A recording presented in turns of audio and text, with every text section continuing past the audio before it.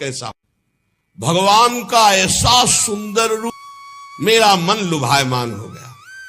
बस अभी आनंद ले ही रहा था कि सहसा रूप अंतर ध्यान हो गया। अब तो आसन से उठ खड़ा हुआ, विकल हो गया, चिल्ला चिल्ला कर रोने लगा। बहुत बार आसन लगाया, ध्यान धरने की चेष्टा की, पर वो रूप नहीं आया। बार बार विकल होकर भगवान को पुकारा, अब इस रूप के बिना मैं जी नहीं सकता। अतृप्त हो गया, अशांति बढ़ गई, कैसे प्रभु का रूप अब दोबारा देखे।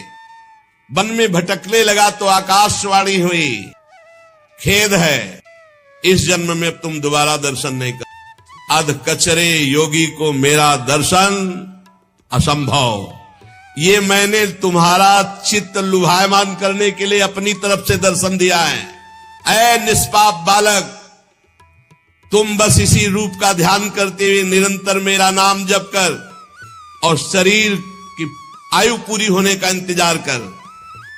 अब तुझे कोई वासना नहीं फंसा पाएगी।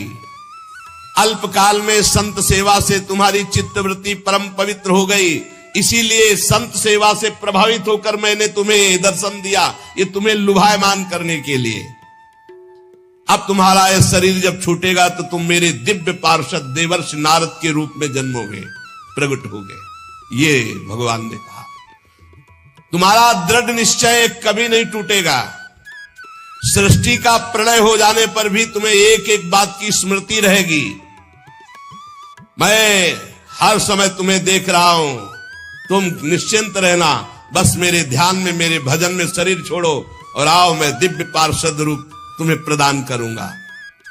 मैंने आकाशवाणी जिस दिशा से हुई थी झुककर प्रणाम किया। बस लज्जा संकोच छोड़कर भगवान के नाम का कीर्तन करता हुआ समय व्यतीत करता।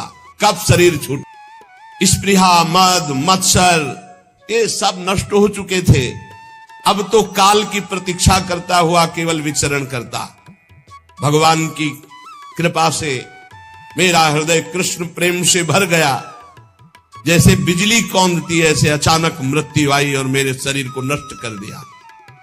जे भी शरीर नष्ट हुआ तो सीधे भगवान के समीप गया और भगवान ने मुझे दिव्य चिदानंद में देवर्षि नारद शरीर दिया।